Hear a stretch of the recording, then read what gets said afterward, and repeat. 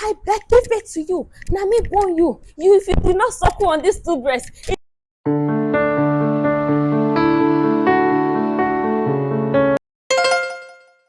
Hi guys, welcome back to my channel. To my old subscribers, thank you for liking my videos, for sharing it, and for leaving nice comments for me. Thank you so much. You guys have been motivating me, to be honest. To my new subscribers, you are welcome to this channel.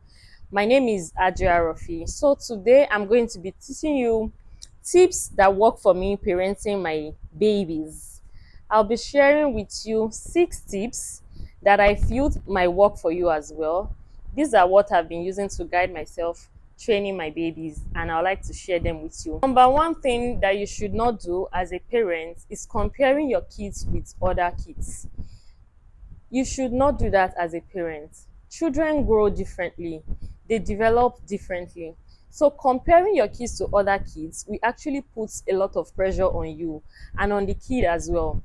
Let me give you an instance. My child, my son, my first son is 2 plus. Until now, my son is still taking cereal only. He's not taking any form of solid.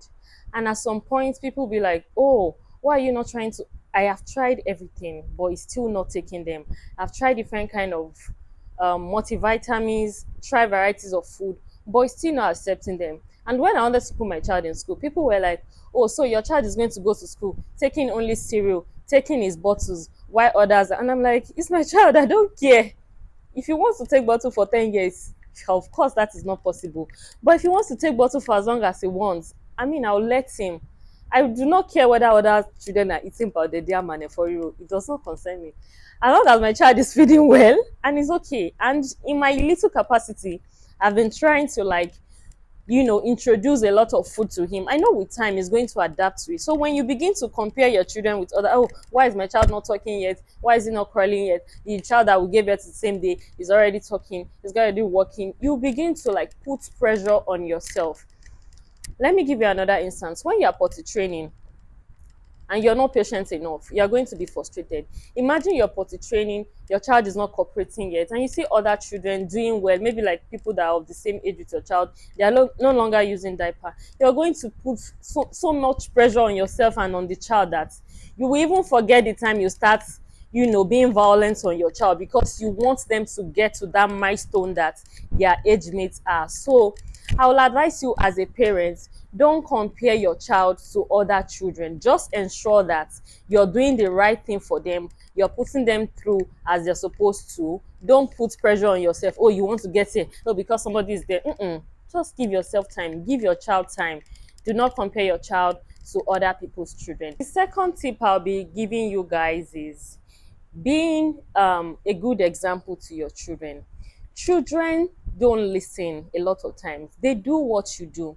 So if you want your child to be well behaved outside, you yourself as a parent, you have to be well behaved so that your children will copy you. That's what children do. They mirror you. So whatever you do is what they are likely going to do. If you are the type of parent that scream at your children a lot, watch that child. They will grow up to be a shouter. It's people like them that go to school to shout at their mates. So if you want, I'm not saying it's not okay for you to shout at your children. No, I beg, do as you please. But I'm telling you, children likely copy you and do the things that you do. They act according to what they see their parents doing.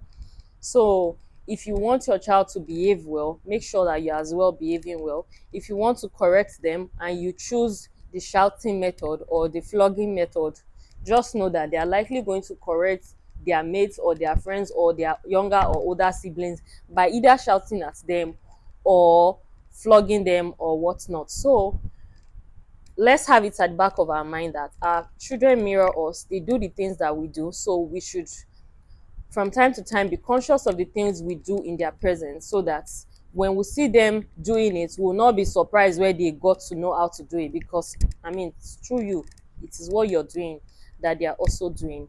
Another thing I would like us to have in mind is the number 3 tip that I do is giving my children privacy. As little as my son is, sometimes I don't like to invade his privacy.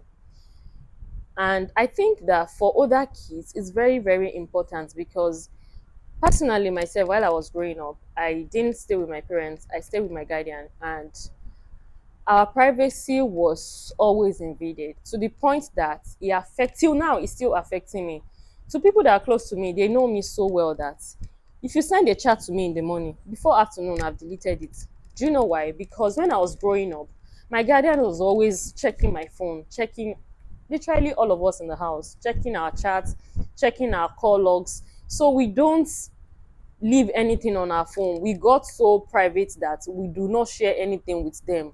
You don't even They don't get to know anything that is going on with us. So when you invade your children's privacy too much, they will become very secretive and they will not be free with you. They will not see you as their confidence again. They will not trust you because they know that, oh, mommy or daddy is very sneaky, she can come to our phone. Before you know it, they start hiding things from you. They start deleting their call logs, start clearing their chat history, their Google chat, and all those things. They just hide from you. So when you give them privacy, even when I'm not saying that you should ignore everything that they're doing. Even when you like check up on what they're doing in their absence, and that you have seen that, oh, this child is doing something that I do not want the child to do, when you want to correct them, make sure that you don't come to them directly like, oh, I saw this thing on your phone. Let me tell you one thing my mom used to do.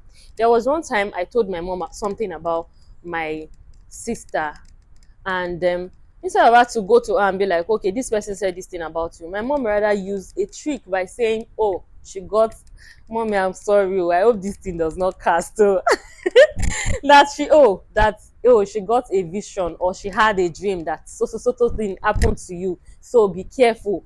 Be careful with the kind of friends you keep. You can use methods like that. You don't have to go to them and be like, who are you chatting with? Look at what I saw on your phone. All those things, they will become very, very secretive. They will not be free with you again. And you know what happened to overprotective parents? They raise the worst kids. When you look at pastors' children, now then they do the worst things. So when you look at mommy Gio children, they are most likely the worst because their parents don't want them to do things like that. So don't invade your children's privacy. Give them privacy. Even when you see something, when you notice they're doing something wrong, don't come up to them like, oh, I checked your phone, that's where I find out. So that's number 3. The number 4 thing is, don't see your kids as your property. Most parents here, when they have children and they want to correct them, I beg, give it to you. Now me born you, if you did not suckle on this two breasts, if you did not shake in it, you don't own your children. You see some parents will be like, oh, I sent you to school, you are ungrateful, I paid you. It is your responsibility, mommy. If you don't send me to school, who will? Did I ask you to born me? I did not. So, as a parent, I mean, you give birth to a child. It's your responsibility to take care of that child until the child is of age to take care of his or herself. But you have a child, you send your child to school, and the next thing you are screaming, I paid your school fees. If you don't, who will? You want to give your child to the government to pay for them. So don't let us see our children as our property. Some parents are so, I don't even know the English word to use, to the point that when their children are even grown, they begin to remind them of the things they've done for them, and you want them to pay you back. As a parent, if you begin to see your children as your property, you become toxic. And most times, a toxic parents lack empathy, they lack sympathy, and they are mostly emotionally unavailable to their kids.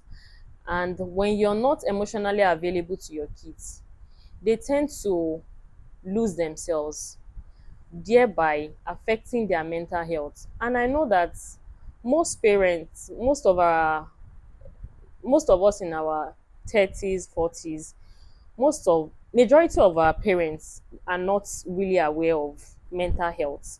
But recently, I'm too conscious of it because I don't want to raise a child that is going to become a problem to other people's children, either in the future or right now.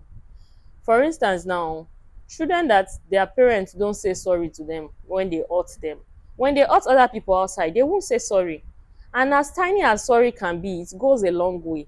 So when you see your children as your property, you beat the child even when you're not supposed to. and you don't even know when to apologize to your child, you're already raising a toxic child. That child is going to grow up to start behaving like that. So parents, we should do more by being aware of our children's mental health and making ourselves available to them every time. Even when they need to be, our children needs to be scolded, we should be available to scold them. When they need love, we should be available to show them love. When they need sympathy, we should be available for them, so that these children don't end up being, very, very toxic and emotionally damaged. Yeah. So another tip I'd like to give you guys is to spend time with your children. It's actually very important because when you spend, I feel like every one of us need attention. So as little as toddlers and babies can be, they want our love. They want us to spend time with them. And by spending time with them, you get to bond better with them. And they get to like trust you more to be able to confide in you. Even children, like toddlers, like I was saying, when you spend time with your toddlers, they grow more fond of you, and they get very, very comfortable with you. They see you as their safe place. Yeah, that's the word I was trying to remember. They'll see you as their safe place, so that when something is going wrong where you're not, the next person they want to come to is either their mom or their dad, because they know, oh, when I go to mommy is either going to tell me the things that will make me feel better or the things I want to hear. And they know that they can trust you enough to tell you anything. Even if you're going to scold them, you're still going to like make them feel comfortable. So learn to like spend time with your children so you can bond better with them. And the last thing I'll be talking about is be quick to point out your children's mistake.